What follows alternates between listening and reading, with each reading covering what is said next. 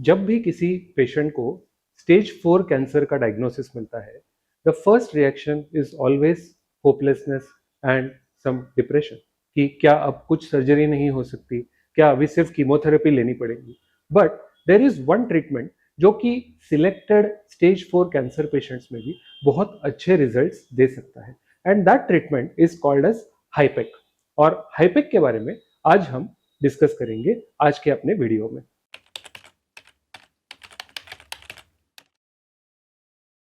नमस्ते, मैं doctor Aditya Kulkarni, gastro and cancer specialist OSS clinic Pune में प्रैक्टिस करता हूं और मेरा एरिया ऑफ इंटरेस्ट है पेट में पाए जाने वाले डाइजेस्टिव सिस्टम के कैंसर्स और उसकी laparoscopic and robotic surgical treatment. तो व्हाट इज हाईपेक, ये एग्जैक्टली होता क्या है, ये किस प्रकार से किया जाता है, ये कौन से पेशेंट्स के लिए यूजफुल हो सकता है, किन कैंसर्स में इसका इफेक्टिवनेस है और इसकी प्रोसीजर कैसे होती है, how does it differ from the existing treatment options, और इसके रिस्क बेनिफिट और आने वाले दिनों में इसका क्या प्रोग्रेस है, ये हम सारी चीजें आज के इस वीडियो में एक्सप्लोर करेंगे।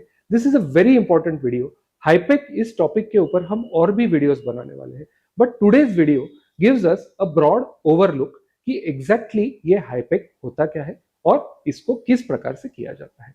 तो सबसे पहली बात, हाईपेक इज अ शॉर्ट फॉर्म। हाईपेक होता है हीटेड इंट्रापेरिटोनियल कीमोथेरेपी। तो basically it's a technique which is giving some kind of chemotherapy. तो अगर हम टॉपिक को थोड़ा ब्रॉडली देखें तो it's meant for stage 4 cancer patients. Now जब हम स्टेज 4 की बात कर रहे हैं, अगर आप हमारे चैनल को पहले से फॉलो कर रहे हैं तो यू मस्ट बी अवेयर कि स्टेज 4 कैंसर का मतलब होता है कैंसर जो अपने ओरिजिनल ऑर्गन से दूसरे जगह पर फैल चुका है।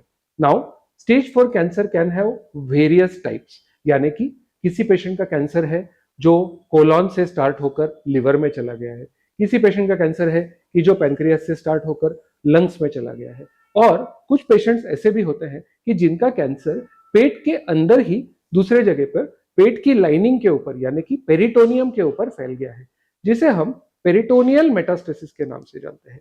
तो जैसे कि लिवर मेटास्टेसिस, लंग मेटास्टेसिस होता है, उसी प्रकार से पेरिटोनियल मेटास्टेसिस नाम का एक अलग टाइप का स्टेज 4 पेशेंट्स के अंदर कैटेगरी होता है, और हाईपेक इस पर्टिकुलर सब टाइप को ही टारगेट करता है। तो अगर कोई पेशेंट है जिनको लिवर मेटास्टेसिस है, लंग मेटास्टेसिस है, तो हाईपेक is not a treatment option for those patients. It is only a treatment option कि जिन पेशेंट्स को पेरिटोनियल यानी कि पेट के लाइनिंग के अंदर मेटास्टेसिस हो गए हैं और पेट के बाहर कहीं पर भी कोई मेटास्टेसिस के साइंस उनको नहीं नजर आ रहे हैं। अब हम अगर पेरिटोनियम को ठीक से देखेंगे तो पेरिटोनियम जो है वो पेट के अंदर का लाइनिंग होता है कि जो सारे ऑर्गन्स को कवर करता है और ऑर्गन्स को प्रोटेक्ट करता है। जब कैंसर किसी भी ऑर्गन के अंदर ओरिजिनेट करता है, वो सबसे इनर लाइनिंग में ओरिजिनेट होता है और धीरे धीरे बाहर की तरफ यानी पेरिटोनियम की तरफ आता है, और एक बार ये पेरिटोनियम की तरफ आ जाता है तो बाकी सारे जगह पे विद इन द पेरिटोनियम ये स्प्रेड कर सकता है।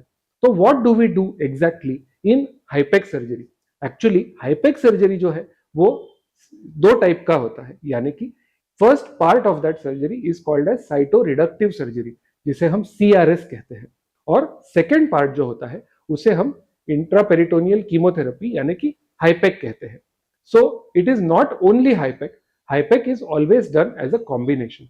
द फर्स्ट पार्ट जहां पे हम पेशेंट के एब्डोमेन यानी कि पेशेंट के पेट को पूरी तरह से ओपन करके अंदर पूरे ऑर्गन्स को असेस करके ये देखते हैं कि डिसीज कहां कहां पर है, बीमारी कहां कहां पर फैली हुई है, और उस बीमारी को सर्जिकली हम जितना कंप्लीटली रिमूव कर सकते हैं उतना ही कंप्लीटली हम उसको रिमूव करते हैं।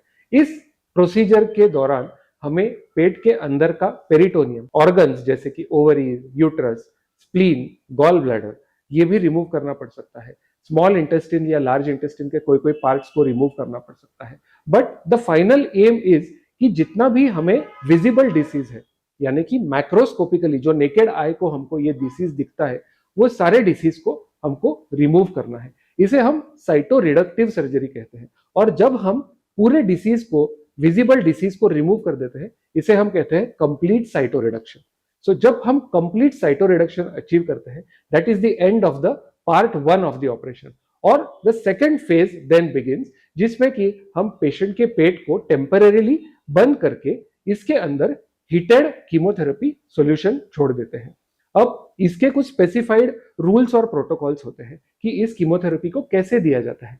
First of all, it's not chemotherapy जिसे कि हम नॉर्मल रूम टेम्परेचर पे देते हैं। इसको हम एक पर्टिकुलर टेम्परेचर तक हीट करके देते हैं, जो कि 41 से लेके 43 डिग्री सेंटीग्रेड के बीच में वेरी करता है।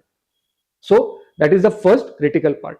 सेकेंड, ये कीमोथेरेपी हम सिर्फ पेट के अंदर डालते नहीं है, इसको हम रीसर्क्यूलेट करते हैं। और ये रीसर्क्यूलेशन एक से 1.5 घंटा यानी कि 60 to 90 मिनट्स के टाइम तक हम इसको कंटिन्यूअसली रीसर्क्यूलेट करते हैं। और इस रीसर्क्यूलेशन के लिए हम एक मशीन को यूज करते हैं जिसे हाईपेक मशीन के नाम से जानते हैं, which is similar to a dialysis machine और अ बाईपास पंप, कि जिसके अंदर एक पंप होता है जो उस सॉल्यूशन को कंटिन्यूअसली सेम टेम्परेचर पे रखता है और उसको सर्कुलेट करते रहता है with in the patients abdomen. Second part is कि इस कीमोथेरेपी को हम सारे ऑर्गन्स के ऊपर और पेट के अंदर जितने भी सरफेसेस है उसके ऊपर हम सिस्टमैटिकली छोड़ते हैं और उसको एक्सपोज करते हैं to this kind of temperatures, that is 41 to 43 degree centigrade for period of almost 1.5 our.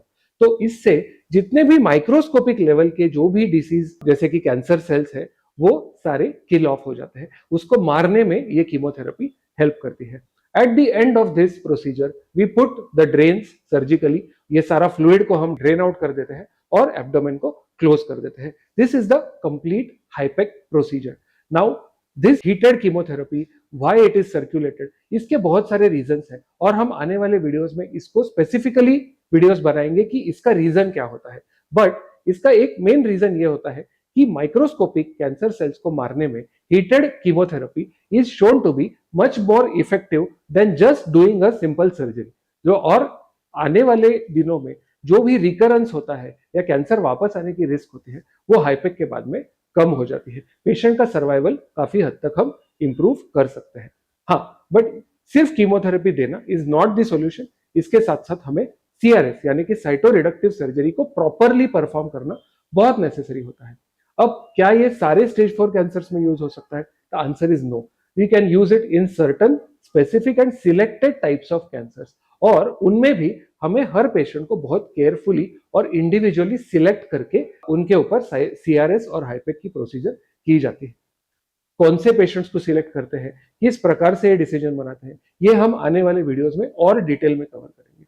But आज के लिए इतना जानना काफी है कि कोलोन और रेक्टल कैंसर के मरीज, अपेंडिक्स कैंसर के मरीज, सूडोमिक्सोमा पेरिटोनिया यानी कि पीएमपी कैंसर के मरीज, स्टमक कैंसर यानी कि गैस्ट्रिक कैंसर के मरीज, या फिर कुछ रेयर टाइप के कैंसर जिसे हम मेसोथेलियोमा के नाम से जानते हैं, उन कैंसर से जो पीड़ित है वो मरीज, या फिर फीमेल रिप्रोडक्टिव सिस्टम के कैंसर यानी कि ओवेरियन कैंसर, इसके ट्रीटमेंट में हाईपेक का आज के डेट में एक मेजर रोल पाया गया है। और आने वाले दिनों में हम इस इंडिकेशंस को धीरे धीरे और भी एक्सपांड करते जा रहे हैं। बट आज के डेट में सारे डाइजेस्टिव ट्रैक्ट के कैंसर्स के लिए हाईपेक इज नॉट द आंसर। तो अगर स्टेज 4 बीमारी है तो some patients can benefit from this हाईपेक ट्रीटमेंट। इसके कुछ रिस्क भी होते हैं, कुछ साइड इफेक्ट्स भी होते हैं और इसके कुछ स्पेसिफिक एडवांटेजेस भी होते हैं। तो it is very different from the usual way, जो कि सर्जरी, कीमोथेरेपी, रेडिएशन, इससे अलग एक नया मोडालिटी या एक नया तरीका है स्टेज 4 कैंसर को ट्रीट करने का, जो कि बहुत सारे पेशेंट्स में बहुत अच्छे रिजल्ट्स भी दे रहा है। तो if you have any doubts whether you are a candidate for हाईपेक सर्जरी, अगर आपको हाईपेक एडवाइस किया गया है, please feel free to contact us, get in touch with us. My number is given below. आप मुझे कॉल कर सकते हैं या नीचे यूट्यूब सेक्शन के कमेंट बॉक्स में भी आप अपना डाउट लिख सकते हैं। आने वाले दिनों में हम हाईपेक के ऊपर और भी कंटेंट बनाएंगे, तो please don't forget to follow me and subscribe and click the bell icon to get all the notification. As soon as the video is released, you will be able to see it. Thank you very much.